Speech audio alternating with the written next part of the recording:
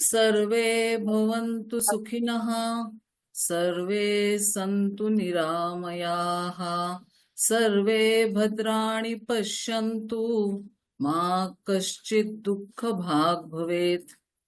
ही जी आपली विश्व प्रार्थना आहे, म्हणजे सगळ्यांच्या आरोग्यासाठी आपण ही प्रार्थना करत असतो. आणि ह्यामध्ये असं सांगितलंय की सगळे सुखी हो, सगळ्यांना निरामय असं आरोग्य मिळू दे.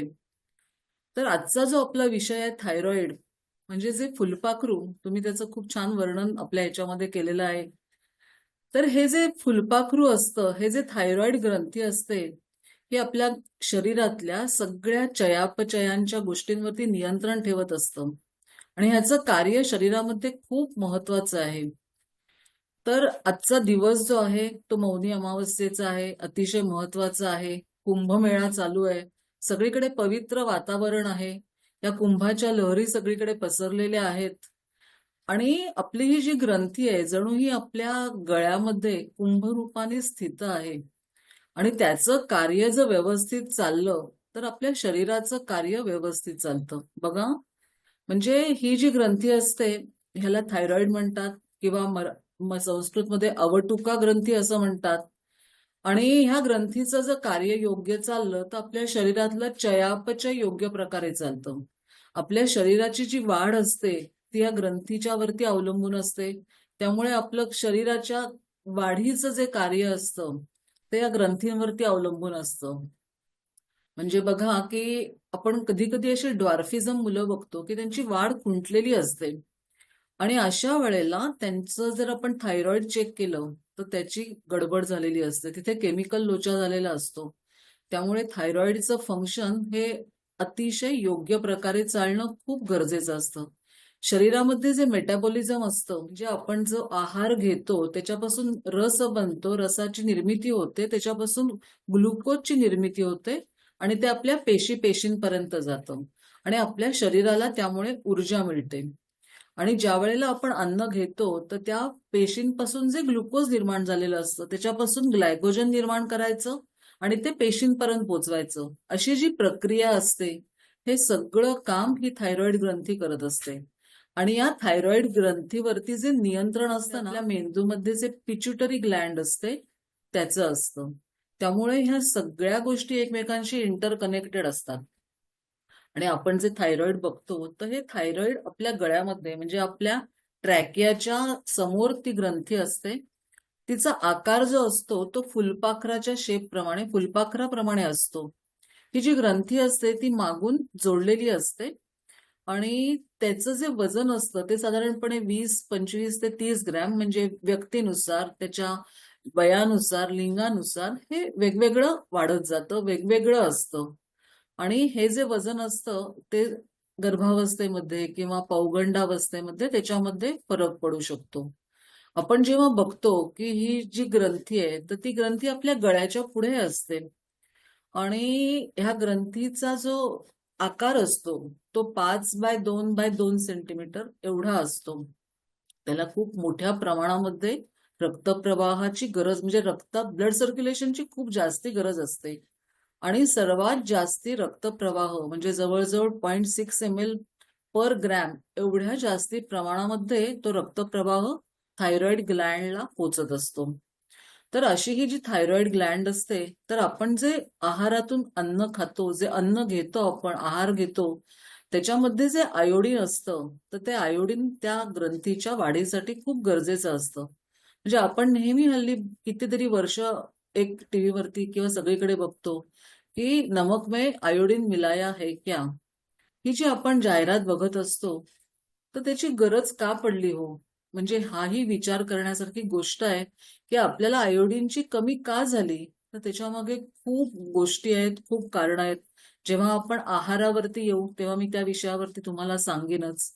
तर हे जे आयोडीन असतं तर आपल्या थायरॉइडमध्ये T3, T4 आणि TSH, म्हणजे आपण बहुतेक सगळेजण वर्षातनं एकदा तरी आपण आपण आपलं जे असतं blood checking profile, blood profile हे करतच असतो. आणि त्याच्यामध्ये आपण हे थायरॉइड फंक्शन टेस्ट ही आपण करत असतो. आणि त्या वेळेला आपल्याला कधीतरी जाणवतं, अरे माझं TSH ची लेवल जी आहे ती वाढली आहे किंवा TSH ची लेवल कमी झाली आहे. आणि त्यावेळेला मग आपल्याला डॉक्टरांकडे जायची गरज पडते, की माझे हे रिपोर्ट्स जे आहेत ते काहीतरी गडबड वाटते. ह्याच्यासाठी मी काही औषध घ्यायला हवं का? आणि हल्ली आपल्याला जी गुगल बाबाची जी कृपा आहे ना, त्यामुळे आपल्याला बोटाच्या जस्ट एका क्लिकवरती आपल्याला मिळत असतं, की माझं काहीतरी फंक्शनमध्ये गडबड आहे. पण अशा वेळेला आपल्या डॉक्टरांची खरंच गरज पडते, कारण तुमची जी शरीरामध्ये निर्माण होणारी जी लक्षणं आहेत आणि ती लक्षणं आणि तुमचे रिपोर्ट्स याचं कोरिलेशन करण्याचं काम जे असतं ते डॉक्टर करतात. आणि बऱ्याच वेळेला आम्हाला असं सांगायला लागतं, की तुम्ही फक्त रिपोर्टमध्ये त्या व्हॅल्यूज वाढलेत म्हणून घाबरून जाऊ नका. तुम्हाला खरोखर काही त्रास होतो का? याचा विचार करणं खूप गरजेचं आहे. तर T3, T4 आणि TSH ही 3 मुख्य हॉर्मोन्स जे असतात आणि कॅल्सिटोनिन अशी ही थायरॉइडमधून निघणारी जी संप्रेरकं असतात किंवा हॉर्मोन्स असतात. ही जी थायरॉइड ग्लँड आहे ही अंतःस्रावी ग्रंथी असते, म्हणजे डक्टलेस असते. म्हणजे ह्याच्यातून जी हॉर्मोन्स निर्माण होतात ती डायरेक्ट तुमच्या आपल्या ब्लडमध्ये मिसळत असतात. आणि मग ह्याचं फंक्शन वेगवेगळ्या गोष्टींनी बदलत असतं. तर हे जे असतं की T4 जे असतं ते थायरॉक्झिन त्याचं नाव आहे आणि T3 जे असतं त्याचं ट्राय आयोडोथायरॉक्झिन असं नाव असतं आणि TSH म्हणजे थायरॉइड स्टिम्युलेटिंग हॉर्मोन. म्हणजे आपल्या पिच्युटरी ग्लँड कडून जेव्हा संदेश येतो तेव्हा TSHचं फॉर्मेशन होतं आणि सगळ्या आपल्या शरीराचं कार्य सुचारूपणे चालायला सुरुवात होते. तर हे जे असतं हा आजार जेव्हा होतो तर किंवा आपण म्हणतो की याच्या रेशो बिघडलाय तर हे स्त्रियांमध्ये प्रमाण जास्ती प्रमाणात दिसून येतं. म्हणजे हल्ली ह्या व्हॅल्यू पुरुषांमध्ये सुद्धा आपल्याला आजार दिसून येतात. पण ह्याचं प्रमाण जर बघायला गेलं तर स्त्रियांमध्ये जास्ती असतं. पण इथे परत एक सांगावंसं वाटतं की लहान मुलांमध्ये सुद्धा ह्या व्हॅल्यू खूप मोठ्या प्रमाणामध्ये बदललेल्या दिसतात. म्हणजे हल्लीचं जे पोल्युशन आहे, हल्लीचं जे वातावरणातले जे बदल आहेत, ह्या सगळ्याचा परिणाम आपल्या शरीरावरती सतत होत असतो. त्याच्यामागे मानसिक स्थिती असते, स्ट्रेस असतो, तणाव असतो, आयोडीनची कमतरता असते. तुमच्या शरीरामध्ये तुम्ही जे अन्न घेता त्याचं जर प्रमाण योग्य नसेल, खूप उपासमार घडत असेल, तर या सगळ्यामुळे या ग्रंथीचं जे कार्य असतं ते कमी होतं किंवा जास्ती होतं, मंदावतं. म्हणजे आपण ह्याच्यामध्ये मुख्यतः 2 गोष्टी बघतो, की ह्या ग्रंथीचं जर कार्य बिघडलं, तर हायपोथायरॉइडिझम आणि हायपरथायरॉइडिझम असे 2 होतात आणि ह्या ग्रंथीला जर सूज आली, तर त्याला गॉयटर म्हणतात. आणि हे जे गॉयटर असतो म्हणजे बघा आपण हल्ली हे कमी प्रमाणात दिसतं. राजस्थानमध्ये वगैरे सारख्या ठिकाणी, की जिथे आयोडीन हे खरोखर आहारामधनं कमी जातं, अशा ठिकाणी हे गॉयटरची समस्या अधिक आढळली गेली. आणि त्यावेळेला मग त्या मिठामध्ये आयोडीन एक्स्ट्रा बाहेरून ऍड करायची गरज आली.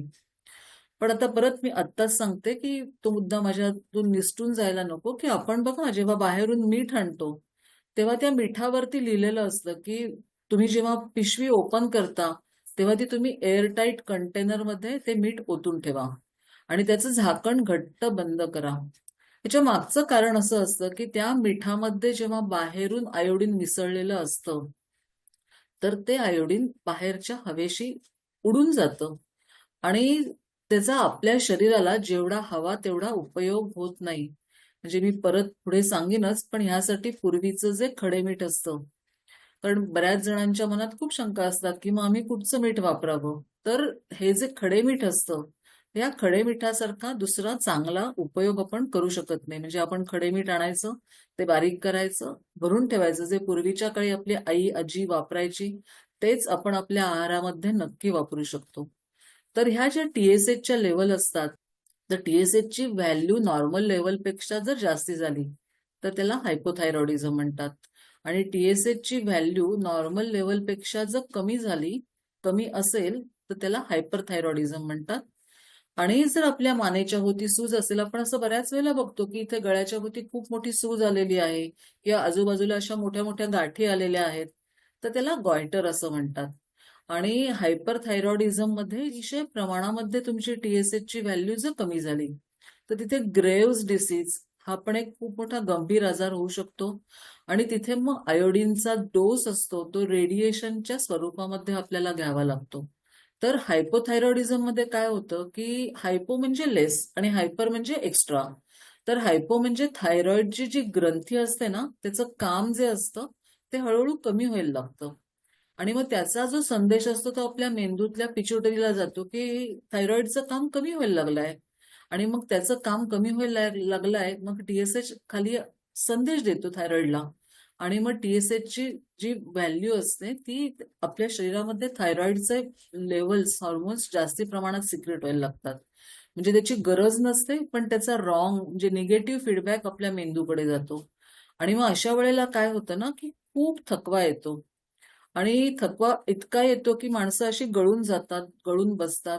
आणि अशा वेळेला काय होतं, भूक खूप कमी लागते, भूक जास्ती लागते आणि वजन जे असतं ना, ते वजन भराभर वाढायला लागतं. म्हणजे माणसं म्हणतात की आम्हाला काही जास्ती आम्ही खात नाही होत, सॉरी मी उलटं बोलले. तर त्यांचं जे वजन असतं ते खूप वजन जास्ती वाढायला लागतं. आणि ह्या ठिकाणी अजून एक महत्वाचं म्हणजे आपल्याकडे जेव्हा पेशंट येतो किंवा आपल्याला काही शरीरामध्ये लक्षणं जाणवायला लागतात, तेव्हा आपण हे बघू शकतो की अशा ठिकाणी थिनिंग ऑफ हेअर होतं. म्हणजे केस गळायला लागतातच, खूप पातळ होतात आणि केस जे असतात ते कर्ली बनतात. आणि हा जो पुढचा मधल्या डोक्याचा म्हणजे पुढचा जो भाग आहे, इथला जो ताळूचा किंवा त्याच्या पुढचा, तिथले केस जास्ती जायला लागतात.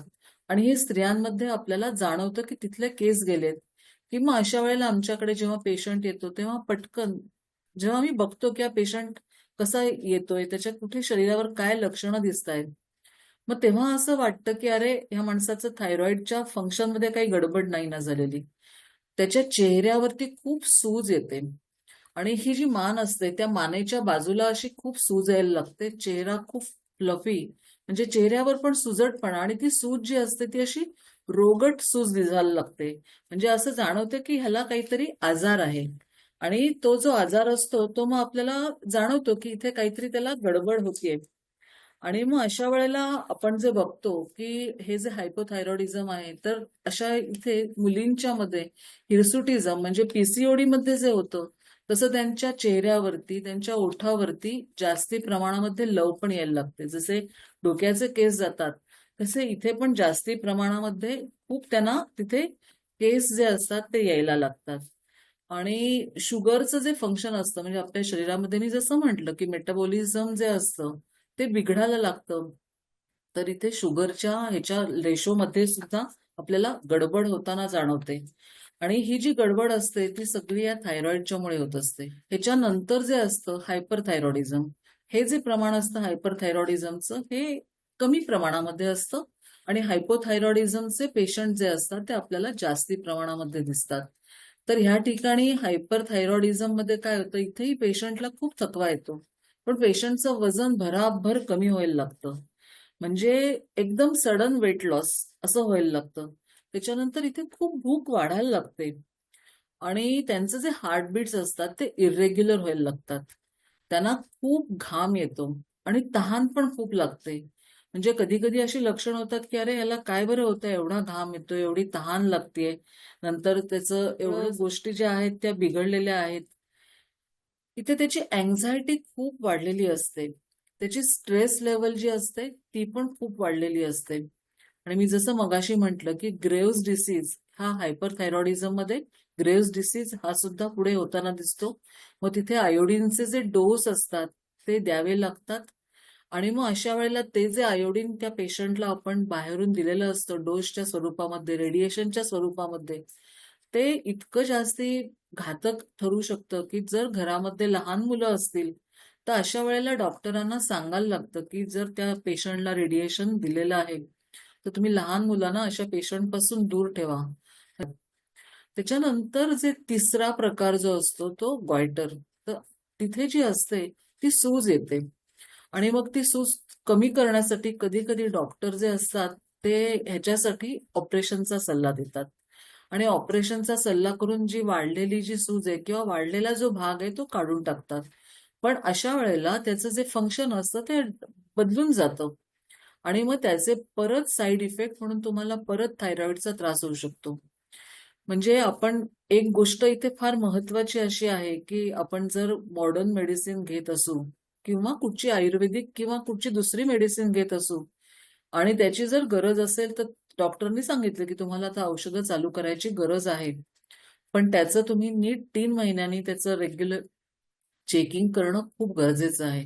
कारण आपण एखादी गोष्ट कमी करण्यासाठी औषध देत असू आणि त्याची नॉर्मल जर लेव्हल आली, कारण आपण सतत वाचत असतो, की मी हे नॉर्मल येण्यासाठी काय करावं बरं? आणि मग त्या लेव्हल्स जर तुमच्या परत डिफर होऊ शकतात. म्हणजे हायपोथायरॉइडिझमचे पेशंट हायपरमध्ये किंवा हायपरचे पेशंट हायपोमध्ये जर ते वर्षानुवर्ष, महिनोन-महिने ती औषधं डॉक्टरांच्या सल्ल्याशिवाय जर घेत राहिले, तर हाही त्रास होऊ शकतो. म्हणजे हे बघणं खूप गरजेचं आहे. डॉक्टरांकडे जाणं गरजेचं आहे.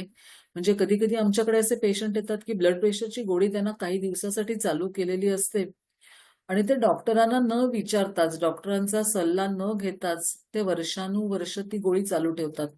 आणि मग त्याचे खूप त्रास होतात. म्हणजे कधी-कधी ब्लड प्रेशर एवढं खाली जातं आणि पेशंट अगदी कोलॅप्स व्हायला येतो. आणि जेव्हा त्याला ॲडमिट करायची वेळ येते आणि तेव्हा बघितलं जातं, की अरे, हे असं का बरं झालं? तर इथे मग त्याला कळून येतं, की ते डॉक्टरांच्या सल्ल्याशिवायच तो या सगळ्या गोळ्या घेत होता, औषधं घेत होता. त्यामुळे जेव्हा आपल्याला असा कुठचा आजार झाला असेल आणि डॉक्टरांनी आपल्याला जर सांगितलं असेल, की 3 महिन्यांनी तुम्हाला फॉलोअपला येणं खूप गरजेचं आहे. तर डॉक्टरांचा सल्ला पाळणं अतिशय आवश्यक आहे. त्यामुळे हे आपण नक्की लक्षात ठेवलं पाहिजे आणि इथे हेही लक्षात ठेवलं पाहिजे, की उगाचच उठसूट म्हणजे हल्ली आपण बघतो, की ह्याच्यामध्ये तुमचं सगळ्या एवढ्या इन्व्हेस्टिगेशन्स केल्या, तर त्या तुम्हाला फ्री मिळतील. म्हणून पण उगाचच ब्लड चेकिंग करायची गरज नसते. त्यामुळे ह्या सगळ्या गोष्टी तुम्ही डॉक्टरांच्या सल्ल्यानेच करायच्या असतात, की तुम्हाला कुठला आजार झालाय, त्याच्यावरती कुठची औषधं चालू आहेत आणि मग ह्याच्या मागची कारणं काय आहेत, हे डॉक्टरांकडे गेल्यानंतर आपल्याला समजून येतं, की हा जो आजार आहे, तो कुठच्या बॅक्टेरियल इन्फेक्शनमुळे झालाय, व्हायरल इन्फेक्शनमुळे झालाय किंवा कधी-कधी ऑटो इम्युन डिसऑर्डर्स म्हणजे आपल्या शरीरातली जी प्रतिकार शक्ती असते ना, तीच आपल्या शरीराच्या अगेन्स्ट जाते आणि मग शरीर काहीतरी विचित्र वागायला लागतं. आणि मग अशा वेळेला इथे पण आपल्याला डॉक्टरांच्या सल्ल्याने योग्य प्रकारे औषध घेणं खूप गरजेचं असतं.